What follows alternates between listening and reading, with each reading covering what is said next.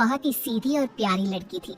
वहीं सुनील एक सरल और आगे बढ़ने की सोच रखने वाला लड़का।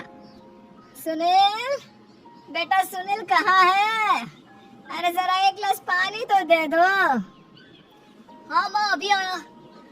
क्या माँ, पानी तेरे सर के पास ही तो रखा है। क्या हो गया है, तबीयत खराब है क्या?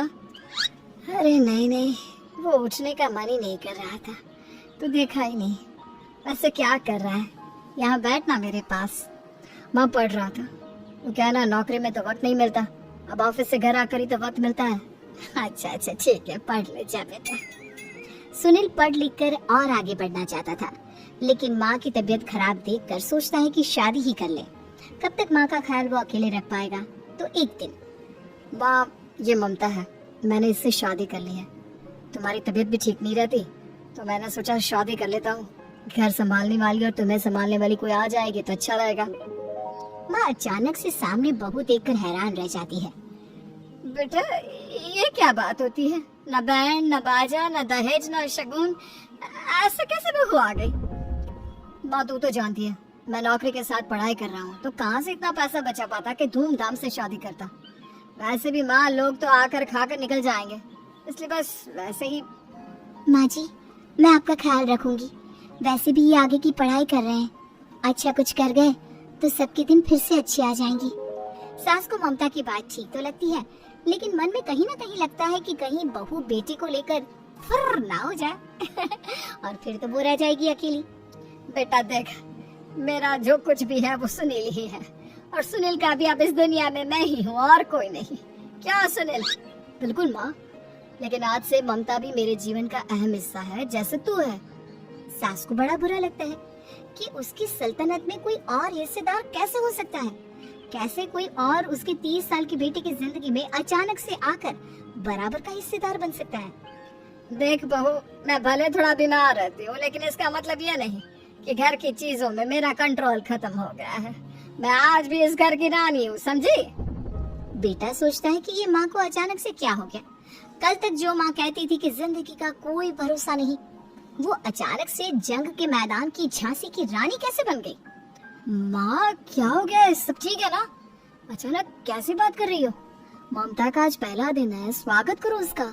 आसपास के आंटियों को बुलाओ, नई दुल्हन की मुंह दिखाई करवाओ। खैर, सास होने का फर्ज निभाती है और बाद में एक सहेली के साथ बाहर निकल जाती है। क्यों री, बताया नहीं कि बेटे का ब्याह कर रही हो? वैसे तो सारा दिन हम ही में घुसी रहती हो। अरे मुझे भी तो अभी पता चला, यूं अचानक सर पर लेकर आ गया। कहता है बहू है माँ तुम्हारी, अब इसको भी इतना ही मैं प्यार करता हूँ जितना तुझे करता हूँ। लो जी, ये क्या बात होगी? क्यों इतना प्यार करता है? अरे माँ का प्यार तो ज्यादा होता है। अब उसको तो कोई दूसरा पति मिल सकता है, लेकिन तुम ही बताओ, क्या माँ की ममता किसी और की हो सकती है? ना जी ना, बेटे को समझाओ ये बात। अरे क्या समझाऊं, मुझे तो खुद ही समझ में नहीं आ रहा कि क्या हो रहा है। जो बेटा कल तक माँ माँ करता था, अचानक से बीवी बीवी का राग आलाप रहा है। देखा, उसकी बीवी ना सुंदर और जवान है।